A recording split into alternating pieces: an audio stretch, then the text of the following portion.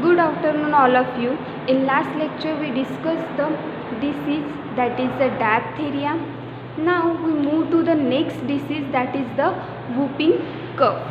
So, what is meant by whooping cough? Pertussis is also called as a whooping cough. Is a highly contagious disease mainly of children caused by Bordetella pertussis. whooping cough को ही क्या बोलते हैं हम? pertussis.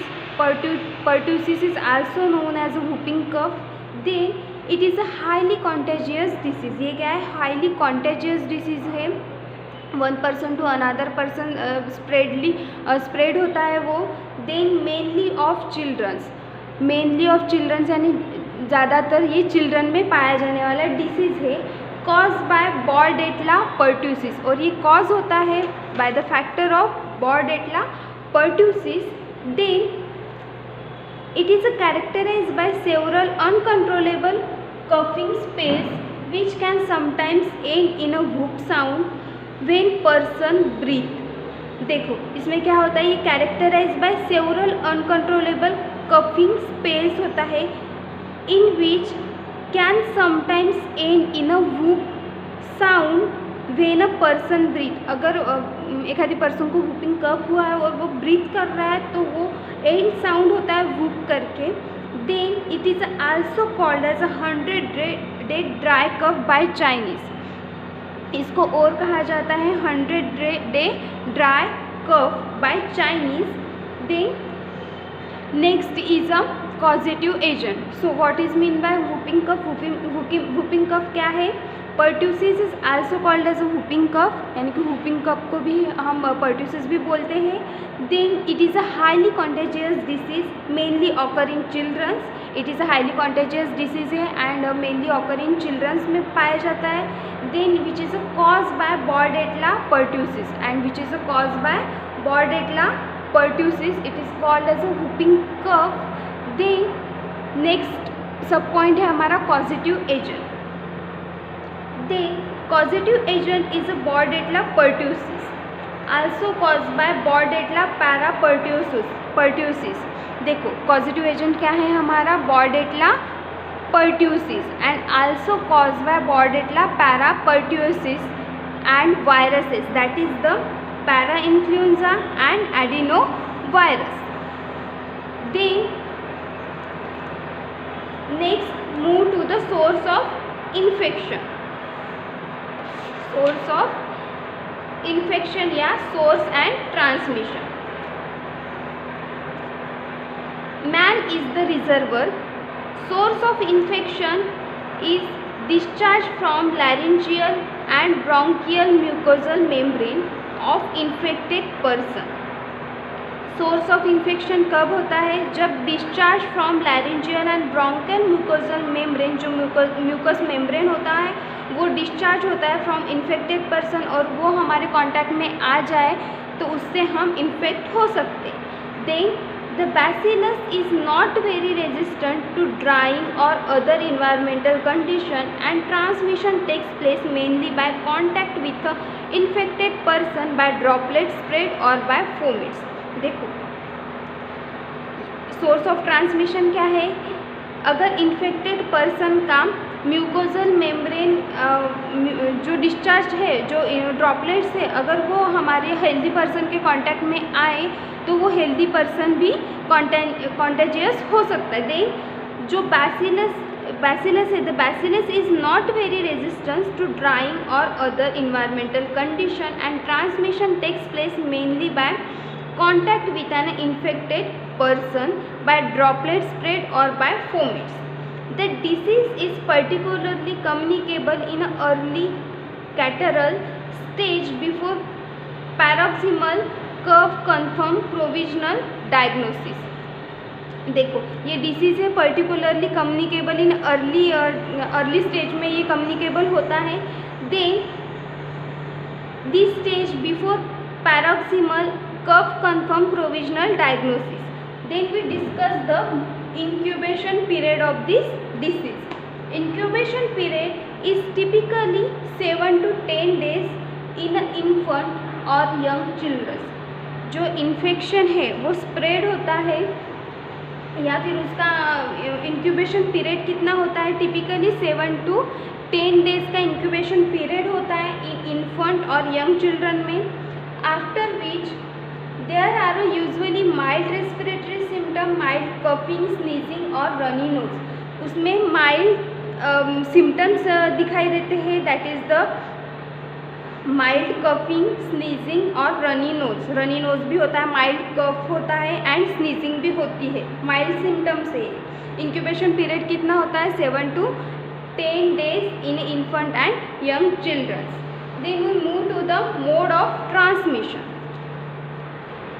Tiny droplets that comes from mouth and nose of infected patient, respiratory aerosol, close contact. Mode of transmission क्या है, अगर tiny droplet that comes from mouth and nose of infected patient, जो infected patient है उसके जो droplets है जो mouth and knows से वो बाहर निकलते हैं, वो जो टीनी ड्रॉपलेट्स है अगर वो हमारे कांटेक्ट में, हेल्दी पर्सन के कांटेक्ट में आ जाए तो वो ट्रांसमिट कर सकता है डिसीज़ या फिर ट्रांसमिट होता है डिसीज़। देन रेस्पिरेटरी एरोसोल्स यानी कि जो रेस्पिरेटरी ड्रॉपलेट्स है वो अगर हेल्दी पर्सन के कांटेक्ट में आ जाए तभी भी ये डिसीज़ स्प्रेड हो सकता है।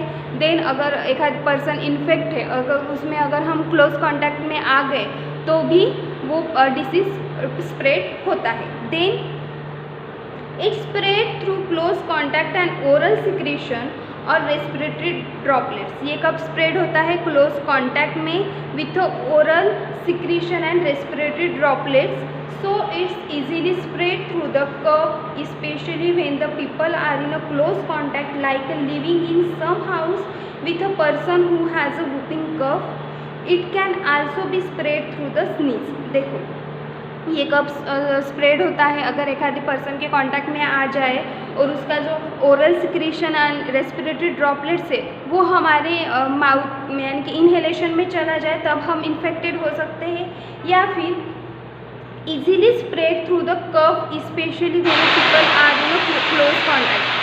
स्प्रेड होता है कफ, अगर इन्फेक्टेड पर्सन ने कफ किया, स्नीजिंग किया तो उसकी वजह से वो जो ड्रॉपलेट्स बाहर निकलते हैं अगर वो हमारी इनहेलेशन में चली जाए तो इसकी वजह से भी हम इन्फेक्टेड हो सकते हैं।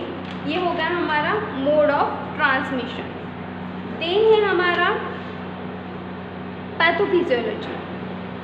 पैथोफिजियोलॉजी क्या है, causative agent that is the Bordetella pertussis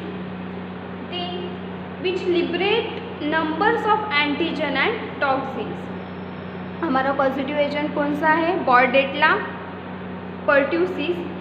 वो क्या करता है, अगर वो हमारी बॉडी में चला जाए तो वो क्या करता है, number of antigen and toxins liberate करता है, डिस्चार्ज करता है हमारी बॉडी में। देन उसके बाद pathological changes in respiratory tract. Then उसके बाद क्या होता है, लिबरेट करता है एंटीजन एंड टॉक्सिन्स। देन उसके बाद पैथोलॉजिकल चेंजेस होते हैं रेस्पिरेटरी ट्रैक्ट में, that is the nasopharynx and bronchioles में पैथोलॉजिकल चेंजेस ऑब्जर्व होते हैं। देन उसके बाद inflammatory response to mucosa and secretion appears. Then उसके बाद क्या होता है, इन्फ्लामेटरी रिस्पॉन्स ऑब्जर्व होता है इन म्यूकोजा में एंड सिक्रीशन अपीयर्स होता है। इन्फ्लामेटरी रिस्पॉन्स ऑब्जर्व होता है म्यूकोजा में एंड सिक्रीशन अपीयर्स होता है। देन उसके बाद local epithelium damage and symptoms appear. जो लोकल इपिथेलियल ये है वो डैमेज होता है एंड सिम्टम्स अपीयर करता है, that is the cough, sneezing, runny nose etcetera. Then occur of pertussis disease. First क्या है, पैथोजेनेसिस, वो हमारा पॉजिटिव एजेंट है। पॉजिटिव एजेंट कौन सा है, बीटा पर्ट्यूसिस। अगर वो हमारी बॉडी में चला जाए तो क्या करता है, लिबरेट करता है एंटीजन एंड टॉक्सिन्स। देन उसके बाद रेस्पिरेटरी ट्रैक्ट में पैथोलॉजिकल चेंजेस ऑब्जर्व होते हैं। देन उसके बाद इन्फ्लामेशन यानी कि इन्फ्लामेटरी रिस्पॉन्सेस टू म्यूकोजा में इन्फ्लामेटरी रिस्पॉन्सेस ऑब्जर्व होता है। देन उसके बाद डैमेज करता है local epithelial and symptoms appear करता है। देन उसके बाद हमें मालूम पड़ता है कि पर्ट्यूसिस डिसीज हुआ है करके। ये होगा हमारा pathogenesis. Then we move to the prevention. The active immunization is the best preventive measure of pertussis. Active immunization technique ये है best prevention measure for the pertussis. DPT vaccine 0.5 ml intramuscularly 5 dose. DPT vaccine यानी क्या है? Diphtheria pertussis tetanus. Diphtheria pertussis tetanus. Pertussis single dose में नहीं देती है, combination dose में देती है with diphtheria pertussis and tetanus. ठीक है, उसके 5 डोज है और 1 डोज में 0.5 ml इंट्रामस्कुलरली एडमिनिस्ट्रेट किया जाता है. उसका फर्स्ट डोज है 6 वीक्स का, देन सेकंड डोज है 10 वीक्स का, देन थर्ड डोज है 14 वीक्स का. ये हो गए DPT डोज. देन उसके बाद DPT फर्स्ट बूस्टर करके एक डोज आता है, वो रहता है 1 to 2 ईयर्स के चिल्ड्रंस में दिए जाते हैं. देन सेकंड बूस्टर डोज आता है 4 to 5 ईयर्स के चिल्ड्रंस में दिए जाते हैं. Then pertussis vaccine is a kill suspension of Bordetella pertussis. Pertussis vaccine क्या है? ये क्या है? Pertussis vaccine is a kill suspension, यानी कि एक जो बैक्टीरिया होता है बॉर्डेटला पर्ट्यूसिस, उसे किल करके उसका सस्पेंशन क्रिएट करके देन उसकी वैक्सीन बनाकर वो हमारी बॉडी में इंजेक्ट किया जाता है. Then the recently isolated strain are almost always in a smooth phase 1 and only strain in this phase yield a protection and are suitable for a vaccine production. ये क्या है? ये क्या है? रिसेंटली आइसोलेटेड स्ट्रेन है, are almost always in a smooth phase 1, are always in a smooth phase 1 में पाए जाते हैं. Then only strain in this phase yield protection and suitable for a vaccine production. Pertussis vaccine is usually administered in a combination with diphtheria and tetanus toxoid. देखो, that is the triple vaccine. Pertussis vaccine है, ये usually administered in a combination. जो pertussis vaccine है ये combination में ही दी जाती है with a diphtheria and tetanus toxoid में, यानी कि triple vaccine.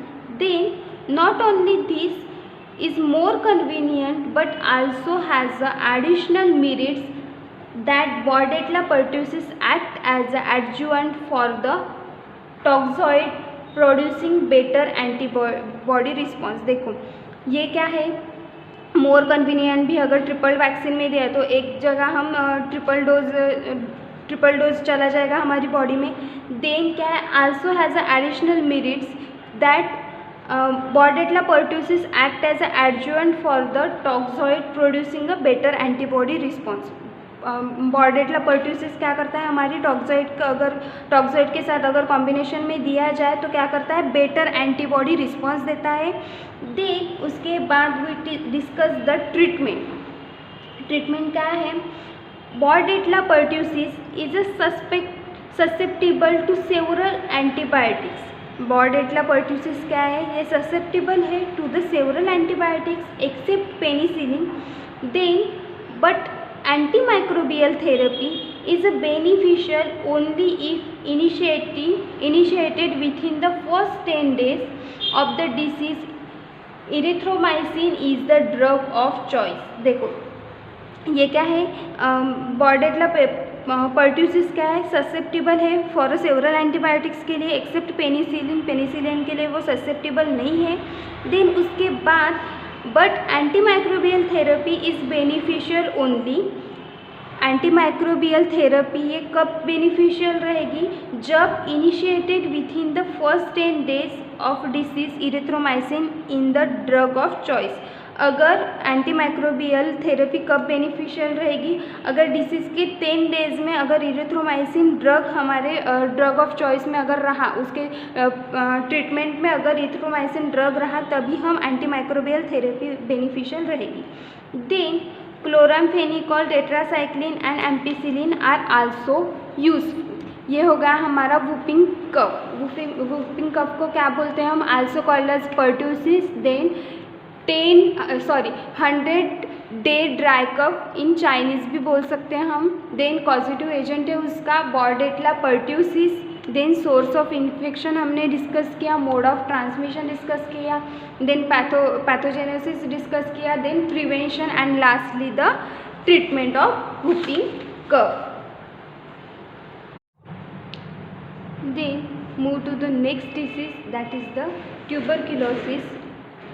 So the tubercle means the round nodule, that is the swelling, and osis means condition. Tubercle means क्या, round nodule, that is the swelling, and Oasis means a condition. यानी क्या, tuberculosis में यानी क्या, round nodule या फिर swelling की ऐसी कंडीशन, उसको ये बोलते हैं हम ट्यूबरकुलोसिस. ट्यूबरकुलोसिस यानी TB. So what is the definition of tuberculosis?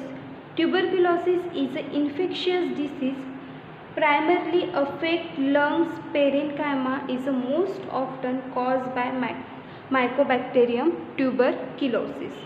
So tuberculosis क्या है? ये ऐसा इन्फेक्शियस डिसीज़ है जो प्राइमरली अफेक्ट करता है लंग्स ऑफ पेरेनकाइमा. ये क्या है? इन्फेक्शियस डिसीज़ है एंड प्राइमरली अफेक्ट करता है lungs of parenchyma. Is most often caused by Mycobacterium tuberculosis and is caused by the Mycobacterium tuberculosis. ये क्या है? इन्फेक्शियस डिसीज़ है एंड प्राइमरली अफेक्ट करता है लंग्स को पेरेनकाइमा में and mostly caused by the Mycobacterium tuberculosis. Then Mycobacteria are widely distributed throughout the world and only a few species are pathogenic to man and other mammals, birds, reptiles and fish. Mycobacteria क्या है? widely distributed throughout the world, यानी कि world में पूरा distribute हुआ है. In man and other mammals में, birds में, रेप्टाइल्स में एंड फिश में भी.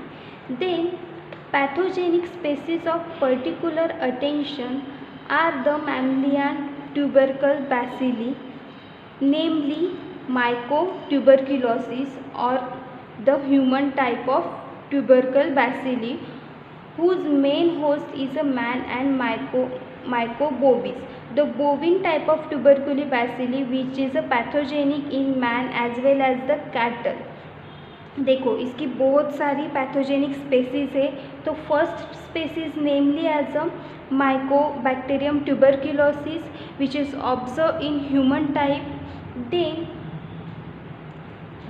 next species है Mycobovis, Mycobacterium bovis, the bovine type of tubercular bacillus, which is pathogenic to man as well as a cattle. ये Mycobacterium बोविन जो pathogenic bacillus है वो फाउंड होता है मैन में भी और कैटल में भी. Then next is a mycobacterium avium, which is a pathogenic to bird and some animals, example pigs. Then next species है वो है माइकोबैक्टीरियम एवियम, वो फाउंड होता है बर्ड में and some other animals, for example pigs में. Birds में भी ऑब्जर्व होता है एंड पिग्स में भी ऑब्जर्व होता है. Then mycobacteria characteristically produce a chronic granulomatous lesions, which is a case of tuberculosis, breakdown of caseation. The most common site of infection is the lungs, that is the pulmonary tuberculosis. ये जो mycobacteria है वो characterise होता है produce of chronic granulomatous लेशन से. Then वो primarily affect करता है या फिर इन्फेक्शन क्रिएट करता है लंग्स में, that is the pulmonary tuberculosis. But glands, bones, joints, the brain and other internal organs में बी अफेक्टेड. ये लंग्स में अफेक्ट करता है यानी कि इन्फेक्शन स्प्रेड करता है. प्राइमरली इन्फेक्शन होता है लंग्स में, that is the pulmonary tuberculosis. But glands, bones, joints, brain and other internal organ of body वो भी अफेक्ट करता है. कौन? Tuberculosis, that is the mycobacterium tuberculosis.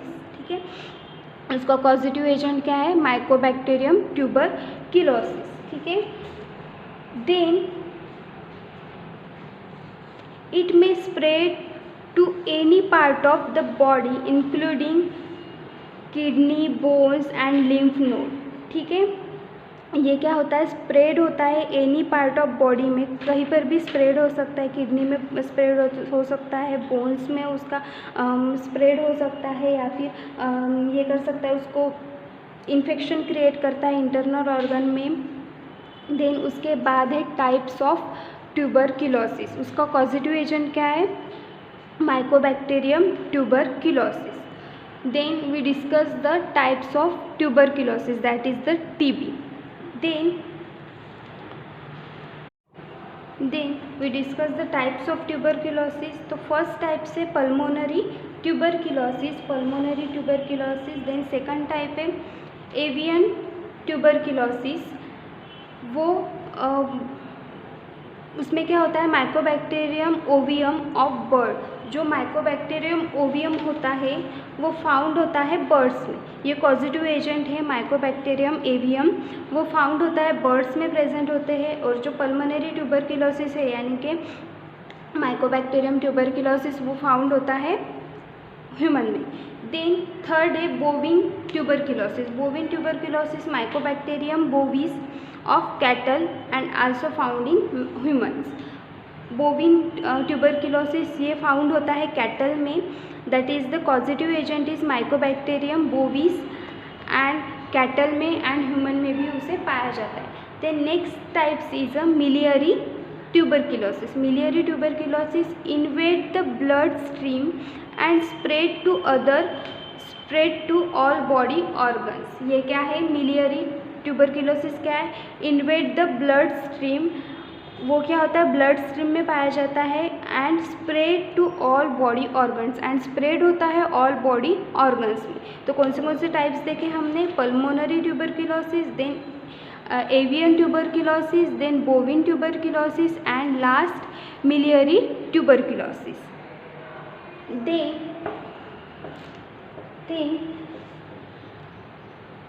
Then we discuss the pathogenesis of tuberculosis.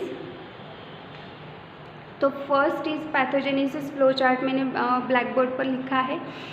Initial infection, अगर initial infection हुआ mycobacterium tuberculi हमारी body में चला गया बैक्टीरिया, तो उसके बाद क्या होता है ये हम यहाँ पर डिस्कस करेंगे। तो इनिशियल इन्फेक्शन होता है entry of micro organism through the droplet nuclear. अगर हमारी बॉडी में एंट्री होती है micro organism through the droplet nuclear, जो ड्रॉपलेट न्यूक्लियर होते हैं वो हमारी बॉडी में चले जाए, वो जो माइक्रो ऑर्गेनिज्म है वो हमारी बॉडी में चले जाए, तो उसके बाद क्या होता है, bacteria is transmitted to alveoli through airway. वो जो बैक्टीरिया है, जो माइक्रो ऑर्गेनिज्म है, वो ट्रांसमिट हो जाता है टू द अल्वियोली, यानी कि रेस्पिरेटरी ट्रैक्ट में, वो एयरवे से वो चला जाता है अल्वियोली में। देन उसके बाद deposition and multiplication of bacteria, then उसके बाद क्या होता है, वो बैक्टीरिया का डिपोजिशन होता है हमारे रेस्पिरेटरी ट्रैक्ट में, देन मल्टीप्लिकेशन होता है बैक्टीरिया का, then bacilli transported to the body. वो जो बैसिली होती है, जो बैक्टीरिया होता है माइकोबैक्टीरियम ट्यूबरक्यूले, वो ट्रांसमिट होता है, ट्रांसपोर्ट होता है बॉडी में। Then mycobacterium to pulmonary alveoli में चला जाता है, mycobacterium to the pulmonary alveoli में चला जाता है। देन उसके बाद डिटेक्ट करता है presence of pathogen, then mycobacterium tuberculosis या फिर माइकोबैक्टीरिया इनहिबिट करता है microphages to form a phagolysosome को इनहिबिट करता है कौन, mycobacteria. Then start replication inside the microphages, then उसके बाद क्या करता है, रिप्लिकेशन स्टार्ट करता है माइक्रोफेजेस के इनसाइड में। देन प्राइमरी इन्फेक्शन ऑकर्स, इसमें क्या होता है, प्राइमरी इन्फेक्शन ऑकर्स होता है। Then cell mediated immunity gets activated form of granuloma. Then cell mediated immunity, जो इम्यूनिटी वो क्या होती है, एक्टिवेट होते हैं फॉर्म ऑफ ग्रैनुलोमा में in 3 weeks. Then leads to necrosis of tissue at infection site, then क्या होता है, नेक्रोसिस फॉर्म होता है टिश्यू में at a infection site. Then terminal Ghon focus, then terminal उसको ही बोलते हैं हम टर्मिनल गॉन फोकस। ये होगा हमारा पैथोलॉजी, पैथोफिजियोलॉजी। तो फर्स्ट क्या है, इनिशियल इन्फेक्शन हुआ है हमें ठीक है। इनिशियल इन्फेक्शन होने के बाद क्या होता है, एंट्री ऑफ माइक्रो ऑर्गेनिज्म होती है through the droplet nuclei. Microorganism की एंट्री होती है हमारी बॉडी में। वो बैक्टीरिया वो ट्रांसमिट होता है अल्वियोली में through the airway, that is the respiratory tract में वो बैक्टीरिया ट्रांसमिट हो जाता है। उसके बाद डिपोजिशन होता है उसका, मल्टीप्लिकेशन होता है उस बैक्टीरिया का। Then bacilli transported to body, वो जो बैसिली है वो ट्रांसपोर्ट होती है बॉडी में। Then mycobacterium pulmonary alveoli, mycobacterium वो ट्रांसमिट होता है पल्मोनरी अल्वोलियम में। Then detect presence of pathogen, then उसके बाद डिटेक्ट होता है presence of pathogen. Then mycobacterium, then mycobacteria inhibit करता है माइक्रोफेजेस टू फॉर्म फैगोलाइसोसोम। वो क्या करता है, इनहिबिट करता है microphages to form a phagolysosome. Then start करता है replication inside the microphages, then क्या करता है माइक्रोफेजेस के इनसाइड में रिप्लिकेशन स्टार्ट करता है। देन उसके बाद हमको प्राइमरी इन्फेक्शन ऑकर होता है। Then cell mediated immunity gets activated form, वो जो सेल मेडिएटेड इम्यूनिटी है वो एक्टिवेटेड फॉर्म में प्रोड्यूस होती है, that is the granuloma in 3 weeks में। Then last leads to necrosis of tissue, necrosis यानी क्या, डेथ और डैमेज ऑफ द टिश्यू, या फिर कुछ भी बॉडी ऑर्गन का सेल या फिर टिश्यू वो डैमेज हो जाता है या फिर डेथ हो जाता है, उसको बोलते हैं हम necrosis. Leads to necrosis of tissue of infection site terminus Ghon focus, उसको ही बोलते हैं हम टर्मिनस गॉन फोकस। ये हो गया हमारा पैथोजेनेसिस या pathophysiology of tuberculosis. Then we discuss the source and mode of spread. Then infection in the recent days is predominantly due to the human type, of bacillus, and is spread mostly from the open cases of pulmonary tuberculosis. The organism is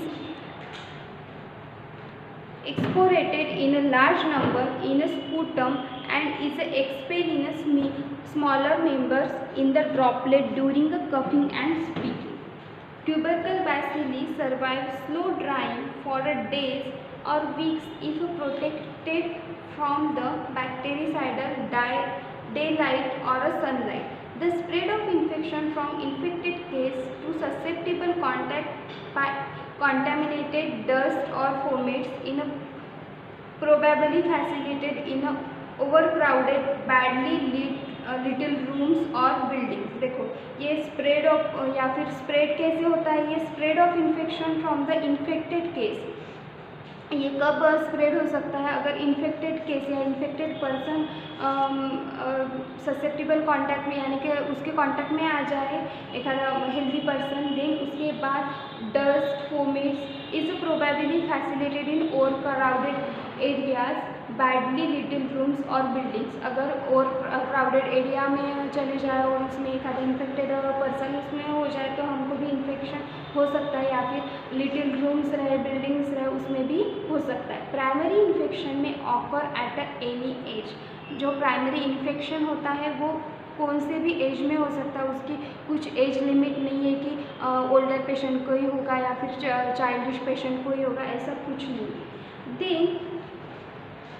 Then we discuss the tuberculin test. The prevalence of tuberculous infection is contraindication to the clinical disease may be estimated by the use of tuberculin test, which when positive indicates that the individual has at sometimes been infected by the tubercular bacilli without necessarily showing over a sign or symptom of disease. A standardized tuberculin is the form of purified protein derivative of Mycobacterium tuberculosis with a twin 80 as a stabilizer is used. देखो tuberculin test कौन सी है, Mantoux test. तो Mantoux test में क्या किया जाता है, a standardized tuberculin in the form of purified protein derivative, standardized tuberculin form किया जाता है, that is the protein purified protein derivative of Mycobacterium tuberculosis with a twin 80 as a stabilizing agent are used. twin 80 use किया जाता है as a stabilizing agent. Then the intracutaneous injection of a measured amount, usually 1 to 3 tuberculin units, allow the comparison of the result obtained at a different times and in a different countries and is known as amount of stays. देखो then उसके बाद क्या किया जाता है, इंट्राक्यूटेनियसली injection दिया जाता है, measured amount usually 1 to 3 tuberculin unit दिया जाता है. Then allowed the comparison of the result obtained at a different times and the different countries and is known as a amount of stays. A positive test appear as a delay hypersensitivity tissue reaction manifesting as area of oedema or induration with a wider erythematous zone. The diameter of indurated area is measured after 3 days and the reading expressed in mm. देखो इसके बाद subcutaneous यानी इंट्राक्यूटेनियस injection देने के बाद 3 days के बाद उसका ऑब्जर्वेशन किया जाता है और जो इंजेक्शन दिया हुआ एरिया है वो मेजर किया जाता है इन mm में. Then tuberculin test is use as a preliminary screening test before a BCG vaccination. Tuberculin test कब दी जाती है, प्रिलिमिनरी स्क्रीनिंग टेस्ट होती है before the vaccination of BCG. Then it could also be used as a post-vaccination check on the efficiency of BCG vaccination.